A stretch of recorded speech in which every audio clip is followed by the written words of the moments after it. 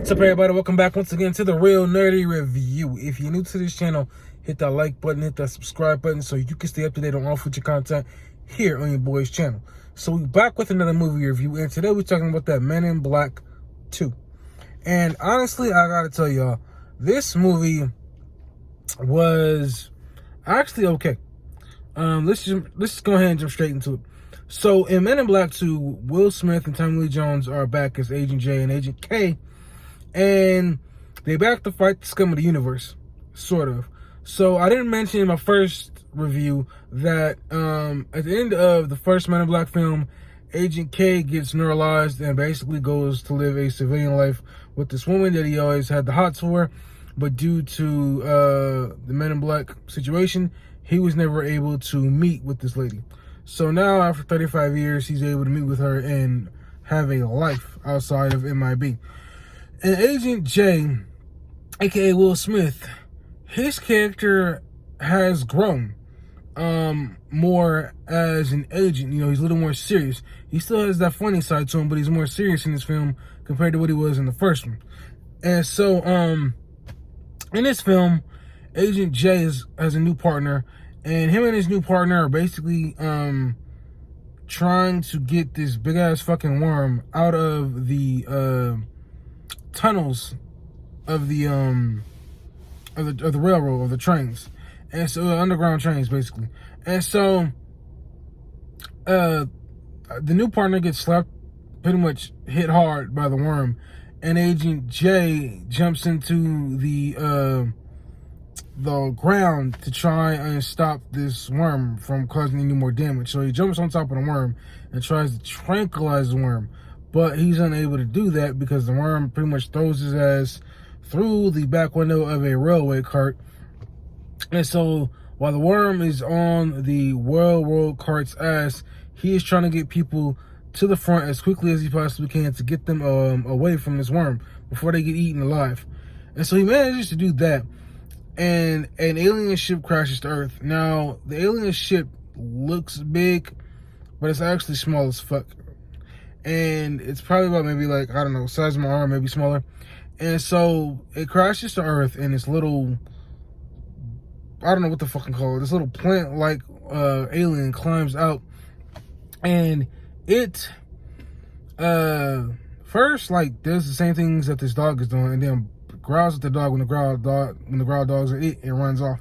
And so it, you know, sees a magazine, and the magazine flips through some pages, like the wind, you know, turns the pages of the magazine, and the creature starts to turn itself into this female until it's a full-blown female. And then it gets snatched up around the neck by a mugger, and the mugger grabs her and tells her she tastes good, and then behind the bushes, basically all you see is the feet of the mugger, where they go down, and basically he gets eaten by this alien chick, and who goes by Selena. And so she comes around the corner, her stomach's all fat, looks at the magazine, sees the chick is skinny, and then goes back behind the bushes and throws the guy up. And honestly, her character could not be more fucking forgettable in this film. This movie is basically a cut, copy, and paste of the first movie. It just has a female villain instead of a male villain. And her character really is not memorable at all. Like, there's nothing about her really sets her apart. Like, she can change her body into, I'm guessing, anything that she wants, and she turns into a female, but her powers she doesn't really use to the full extent. If you didn't know this was a Men in Black film, you would probably think it was a fucking what's the name of it? You probably think she was Poison fucking Ivy, because all she does is use her fingers and turns them into like tentacles, green tentacles, and like just chokes people, or like just bullshit with them, where she can make them longer and just twist people up into a web of tentacles. That's basically it. There's nothing really special about her fucking powers. So fast forward from that, she needs the light of Zartha, and she needs K. So Agent J goes to get K, who's now neutralized because he wanted to be a civilian, like I said at the beginning. And so he goes to get him before Selena does. And so he's unable to bring him back as K, that he knows, the MIB agent, at the headquarters, because Selena doesn't really do much to take over the place. The sidekick, Johnny Knoxville, I forgot what the fuck he's playing. He's like this two-headed guy who has one head of his own and then another head sticking out the back of his head. And so then they trick the MIB agents into thinking that he's having a heart attack, and she uses her tentacles to pretty much take over the whole compound. Again, her character is pretty fucking forgettable. Her powers are pretty whack. There's nothing special about this chick at all. So, after that, and there's another thing about this fucking film. Johnny Knoxville's character, the CGI from his second head is basically him, is fucking trash. Like, I know it's an early 2000s film, but the CGI in this movie is not fucking good, okay? So, anyway, fast forward from that, there's a lot of shit I'm probably forgetting. Agent K and Jay go to see Jack Jeeves, the guy from the first film, and they try and get his memory back. Unfortunately, it doesn't work, and the bad guys bust through and they start kicking Agent J's ass while K is trying to pull himself together. So eventually his memory comes back somehow. He comes down to the basement of the building that Jeeves works in and starts shooting all of the henchmen. And so then him and Jay decide, we got to get to the bottom of this before Selena does. And Jay is like, well, do you know what's going on with the Light of Zarthula? And he's like, no. So basically, he's like, he neutralized himself back then to keep the information from himself. So they go basically looking for any type of clues that Jay Agent K left around to try and figure out what happened, to kind of jog his memory about where the Light of Zarth is, where he sent it. And so they come to find out at this movie store where, I forgot the guy's name, and his chick who's living with his mom. They watch this video and it kind of gives you this really low budget look of the Men in Black and basically the story of what happened with the Light of Zarth. And so come to find out, he never sent the light off planet Earth. He kept it here. He hid it here. And so once he finds out, oh snap, the girl that Agent J likes, I forgot about this chick from the beginning of the film. This is how forgettable this movie is. Once he finds out she's tied to this, he's like, okay, she's with the worm guys, we gotta go get her. But unfortunately, Selena figured that out before they did. And so she goes to get her. And so now she has her trapped at the headquarters. So now they have to go in with the worm guys to get her back. And so they do that, but the worm guys are pretty fucking useless. The side villains are not memorable. I don't even know what the fuck the names are. And so they go to get the chick back, and they have this big fight scene at the pier or something like that. And so this big ass fucking fight scene that they have, it's not really much. Like Selena is inside of I forgot the big ass worm's body, and she busts out.